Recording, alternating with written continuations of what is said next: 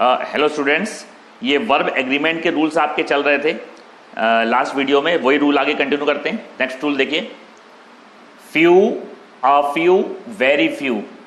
Few, a few, very few के बाद plural noun आएगा काउंटेबल और वर्ब भी प्लूरल आएगी। एग्जांपल देखिए, a few boys have passed, कुछ लड़के पास हुए हैं। अ फ्यू आ रहा है इसमें, प्लूरल नाउन है, प्लूरल वर्ब है। Very few of the teachers are good, बहुत ही कम टीचर्स अच्छे हैं। वेरी फ्यू आ रहा है इसमें, नाउन भी प्लूरल है, वर्ब भी प्लूरल है। आर की जगह इज होता तो गलत होता, हैव की जगह हैज होता तो गलत होता। A few books was purchased, a few books was purchased गलत सेंटेंस है, वॉज नहीं आएगा, वर आएगा इसमें। रूल आपको समझ में आ गया। नेक्स्ट रूल देखिए, एब्स्ट्रैक्ट नाउन। एब्स्ट्रैक्ट नाउन मतलब भाववाचक संज्ञा। मटीरियल नाउन, मटीरियल नाउन मतलब पदार्थवाचक संज्ञा। ये मैं आपको नाउन की वीडियो में बता चुका हूं। ये दोनों जो होते हैं ये अनकाउंटेबल नाउन होते हैं, तो इनके बाद जो वर्ब आती है हमेशा सिंगुलर आती है, इनके बाद जो क्रिया आती है हमेशा सिंगुलर आती है। एग्जाम्पल देखिए, 1/3 of rice was exported. 1/3 of rice was exported, 1/3 चावल निर्यात किया गया। राइस मटीरियल नाउन है, वर्ब सिंगुलर है। Kindness is a great quality, दया एक महान गुण है। काइंडनेस एब्स्ट्रैक्ट नाउन है, वर्ब सिंगुलर है। इसकी जगह आर होता तो गलत होता, वॉज की जगह वर्ब होता तो गलत होता। जैसे mercy are the greatest quality, mercy are the greatest quality, करुणा सबसे महान गुण है, गलत है ये, आर नहीं आएगा, इज आएगा इसमें। तो एक एग्जांपल और लिख लो, wheats WHEATS are grown a lot in India. Wheats are grown a lot in India, गेहूं भारत में बहुत उगाया जाता है। This sentence is also wrong. एक तो वीट क्या है, मटीरियल नाउन है, उसमें एस नहीं आएगा और आर नहीं आएगा, इज आएगा। तो जितने भी ये दो नाउन मैंने आपको बताए, मटीरियल और एब्स्ट्रैक्ट, ये दोनों अनकाउंटेबल नाउन होते हैं। एक तो इनमें एस कभी नहीं लगता है और इनके बाद जो क्रिया आती है वो सिंगुलर आती है हमेशा। Is that clear? ये रूल आपको समझ में आ गया। नेक्स्ट रूल देखिए, आफ्टर के पहले और बाद में अगर सेम नाउन हो, आफ्टर के पहले और बाद में सेम नाउन हो अगर, तो वर्ब सिंगुलर आएगी हमेशा। एग्जांपल देखिए, boy after boy has arrived, बहुत से लड़के आए हैं। आफ्टर है इसमें, उससे पहले भी बॉय है, उसके बाद भी बॉय है, तो वर्ब सिंगुलर है, हैज। हैव होता तो गलत होता। Man after man was falling, बहुत से आदमी गिर रहे थे। आफ्टर है इसमें, उससे पहले भी मैन, उसके बाद में भी मैन, वर्ब सिंगुलर है। वॉज की जगह वर्ब होता तो गलत होता।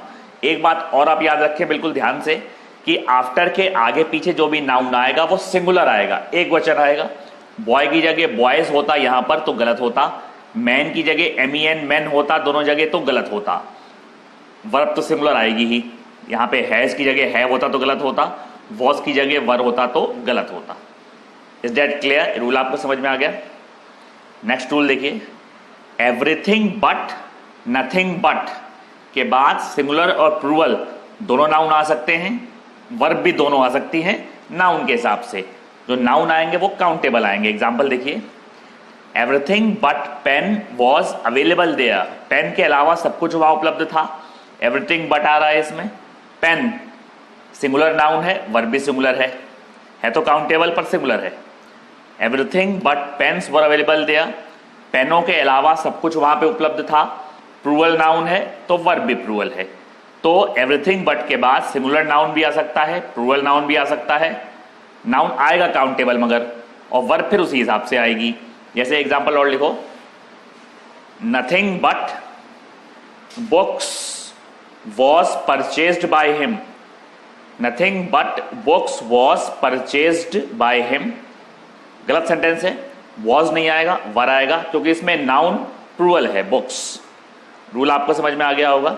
नेक्स्ट रूल देखिए, इट, जो इट अगर सब्जेक्ट में होगा तो इट के जस्ट बाद जो वर्ब आएगी वो सिंगुलर आएगी। इट के बाद में जो क्रिया आएगी वो सिंगुलर आएगी हमेशा। एग्जाम्पल देखिए, इट इज नॉट ट्रू, ये सही नहीं है, इट आ रहा है इसमें, वर्ब सिंगुलर है। It was a wonderful movie, it was a wonderful movie, सही सेंटेंस है, वॉज लगा हुआ है, वॉज की जगह वर होता तो गलत होता। ये रूल आपको समझ में आ गया। नेक्स्ट रूल देखिए, यूथ का इस्तेमाल अगर यंग एज के लिए होगा, यूथ का इस्तेमाल अगर यंग एज के लिए होगा तो वर्ब सिंगुलर होगा, यूथ का इस्तेमाल इंसानों के लिए होगा तो दोनों वर्ब आ सकती हैं। एग्जाम्पल देखिए, फिर से बोलता हूं मैं आपको, यूथ का इस्तेमाल यंग एज के लिए होगा तो सिंगुलर वर्ब, यूथ का इस्तेमाल इंसानों के लिए होगा तो both verbs can be used, singular और plural. His youth was full of joy, उसकी जवानी खुशी से भरी हुई थी। यहां पर यूथ का मतलब है यंग एज, जवानी, इसलिए वॉज लगा हुआ है। A youth was standing there, एक जवान लड़का वहां खड़ा था। यहां पे इंसान से मतलब है इसलिए वॉज लगा है। वॉज क्यों लगा है? क्योंकि ए सिंगुलर है। 3 यूथ्स वर स्टैंडिंग देयर, 3 जवान लड़के वहां खड़े थे। वर क्यों लगा है? क्योंकि यूथ्स है।